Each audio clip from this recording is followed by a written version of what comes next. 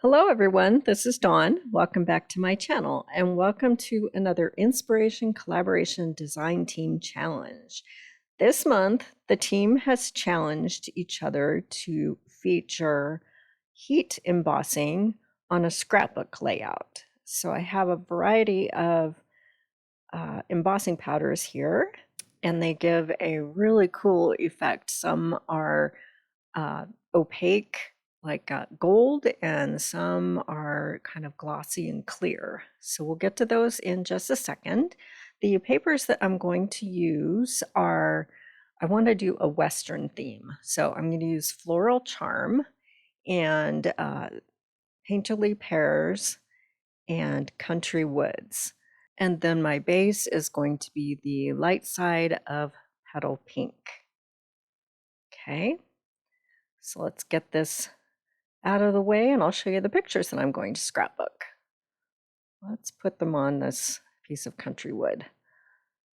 Okay, so every year our little town has a rodeo and fair, and to kick off the rodeo the night before, they do a cattle drive down the main street in town. So this was from a couple years ago. They're getting ready to do it again this month. But I snapped a few of these pictures of the cowboys and the Texas Longhorn steers being driven down the street in our town. So I'm going to set these pictures up something like this, I think. Then I'm going to bring in, this paper is from Painterly Pears, and I think it goes nicely with the petal pink. So I'm going to set up kind of a grid on both pages, and then I'm going to bring a strip of that Painterly Pears, and on the side I'm going to bring in Country Woods and a strip of the Floral Charm papers. So we'll push that floral paper, the busy paper, over to the sides. So let's go ahead and cut a strip of this Painterly Pears. I'm going to do, let's try 3 inches, and we'll just see what it looks like. So I'll bring my trimmer in and cut off 3 inches, and that pattern will go horizontally. And it will kind of anchor my photos.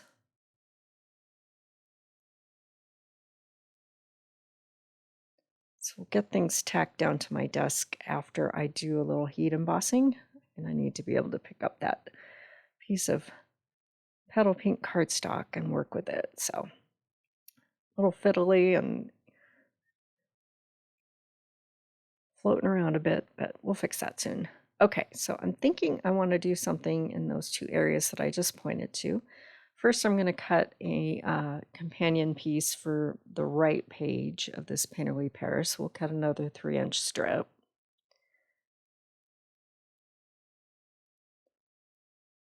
And we'll see what that looks like.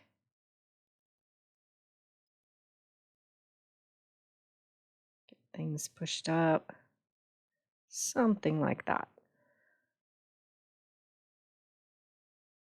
Okay, so I want to do something interesting in that area. And then over down in the lower right corner of that page. So I'm just going to make some tick marks just so I kind of remember where my photos are going to be and where I want to do this embossing. So I can make a tick mark there, and then I'll do a third one up above this picture on the right page. Okay, so I'm going to use this squiggle stamp from Beautiful Motifs. And then I'm going to use this splatter stamp that's from Perfectly Pears.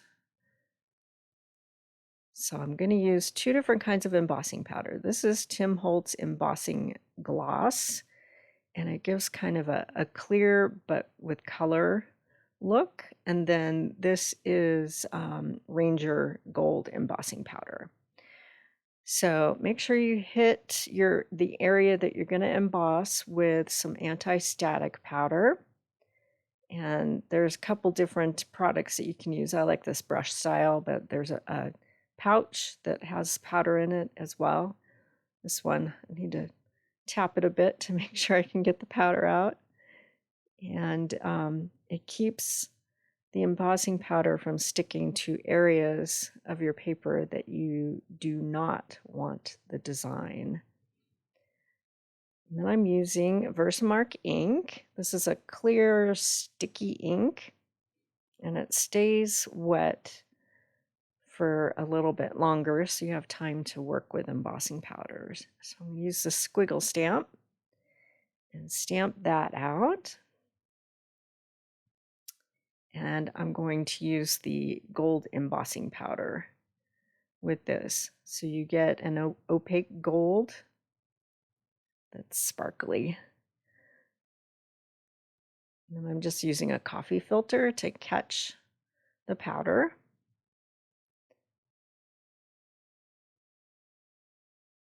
So I'll tap off the powder and just kind of tap it on the back. Make sure all the powder is out of the areas that you do not want it. And you could go in with a fine brush to brush those areas off as well if you get some strays. So this is a silicone mat from Stampin' Up that comes with the glass mat. And the glass mat just gives too much reflection on my desktop with all the lighting. So I'm just using the silicone mat to protect the mat that's below it so that it doesn't warp from the heat. The silicone can take the heat. So just hitting this with my heat tool and melting the embossing powder, and you get that cool gold effect. So we'll go ahead and do the same thing in that area that I put the other tick mark down in the lower right, and go through the same process. I'll do that off camera. Okay, so this is the splatter stamp, and I'm going to go ahead and tap out a little more of the anti-static powder. And I'm going to use this splatter stamp. And we'll go ahead and do all our stamping with this one. Just kind of do a couple splatters around the squiggle stamp image. I'm turning the stamp just so it looks a little bit different.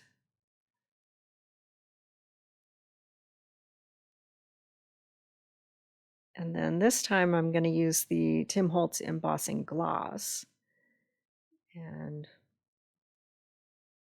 use that with the splatter image.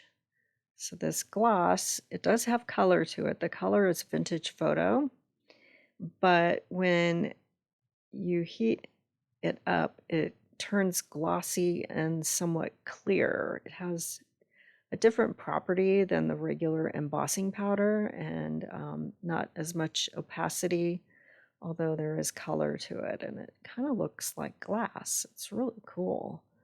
So we'll go ahead and heat that up and melt it. And then we'll do the same thing with the bottom right, and I did the right page off camera. So now let's start building our layout. I'm going to lay these strips of paper out, and I cut them at different sizes so that it's not matchy-matchy for the left and right page, although it's the same patterns. So we'll lay that one out, and then I have a wider bit for the right page. And I'll eventually move that country woods over so that the embossing is exposed. So we'll push that over in just a bit. First, I'm just going to lay things out. So this Pinnerly Paris piece gets laid about 3 inches up. Now this is some jute that is petal pink, and it's woven, kind of braided, a little more complex than a braid, but it's nice and flat. So it gives some texture, but you can use it on scrapbook pages and cards nicely. So I'm going to cut a 12-inch strip for both sides, and that will border in between the wood grain paper and the floral. So get laid out like that, kind of. And we'll get my pictures on here. Lots of fiddling until you start gluing things down, right? Okay, so we'll just put these other photos off to the side. I'm going to eventually add flip flaps to the top of my page protector so I can add those 4 extra photos in. So I'll use 2 3x4 flip flaps to add extra pictures.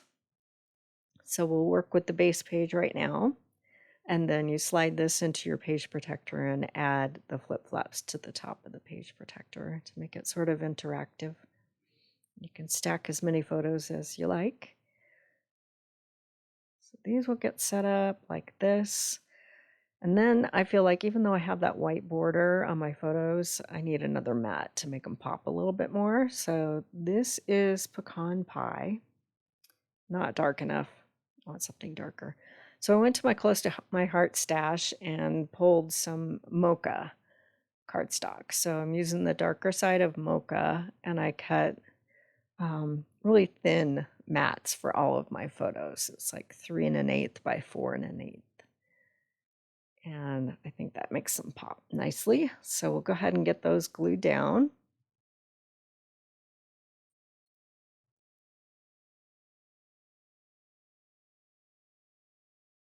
I like that. Okay, so I went to my stash and pulled 3 different stamp sets from Close to My Heart. I have Thank You Kindly, and Life in Boots, and Utterly Wonderful. And then I'm going to use these beautiful motifs dies to fill the boot with flowers instead of using that stamp. So I have this cute cow from Utterly Wonderful, and the boot, and some pecan pie cardstock, that's the light side, and pecan pie ink, and I'm going to stamp those out. So this is another technique for using your embossing powders. So because the Tim Holtz embossing gloss is clear, I want it a little more color. So first I'm going to stamp with pecan pie. I'm going to stamp the image, and make sure you have a stamping platform to do this technique. Make sure that whole boot gets stamped out.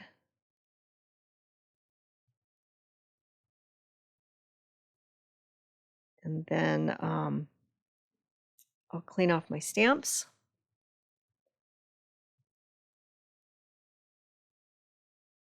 And then I'll bring in some Versamark ink.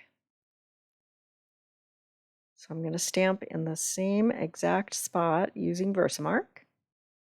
And this is why you need your stamping platform. Ink those up really well.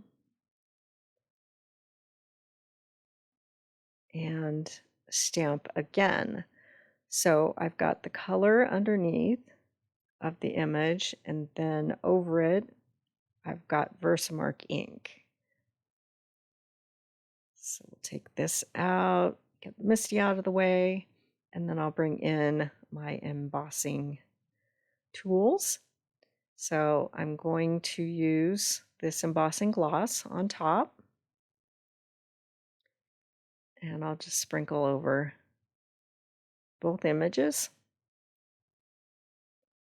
And this gives a really cool effect.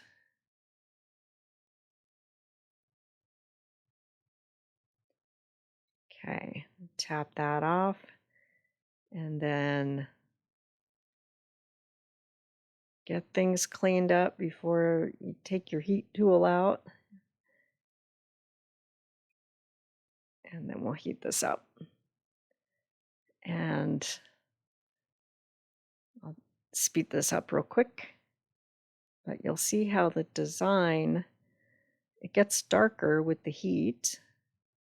And then it has that glossy shine to it. That's so cool.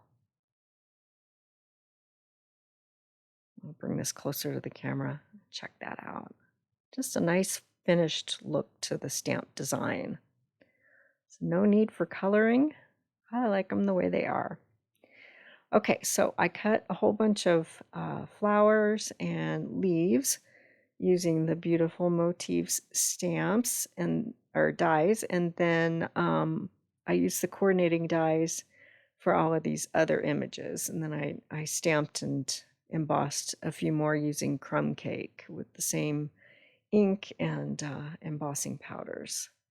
So I have a variety, so we'll scatter these images around. I'm just going to figure out where exactly I want to place them. I'll put the cowboy hat on the boot. Not quite sure yet.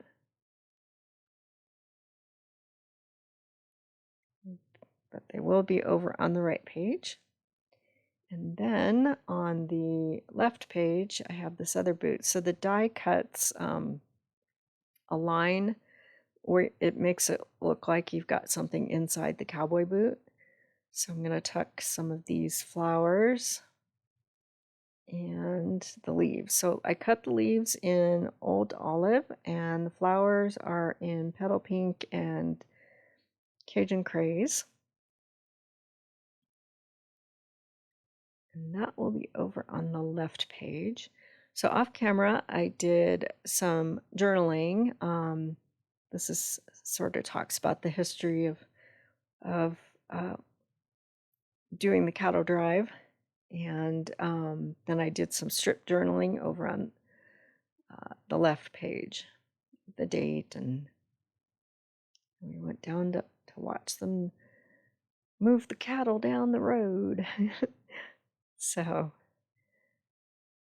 yeah, that journaling that's over on the right page, that is on a clear, it's printable clear sticker paper. So it will have the color of the petal pink behind it. Okay, so just gonna fuss with this side a little bit, and eventually I didn't want it to be matchy-matchy for the boots to be on the left and right pages. So I'm gonna push that boot up and then have the cluster of flowers coming from that banner on the right page, like that. Okay, now I'm going to bring in, these are pressed flower dots, and they're really cool. They're textured with flowers, and I don't know, they kind of, I think they give kind of a Western feel, so I'm going to scatter a whole bunch of these around to finish off. So I will put a playlist in the description below, and make sure you check out the other Inspiration Collaboration Design Team members and what they have done with heat embossing on a scrapbook layout. And I'd like to welcome Kalia Kadat and Michelle Johns, two new collaborators to the team, and make sure you check out their videos as well. I'll have still photos over on my Facebook page and Instagram, and as always, I'll put a list of supplies that I used with links in the description below. Here's some close-up look here, and like I said, hop on over to my socials and you'll see more still pictures. And if you haven't subscribed yet, please hit that subscribe button. I'd sure appreciate it, and then you'll be able to find all of my videos. And thanks for watching.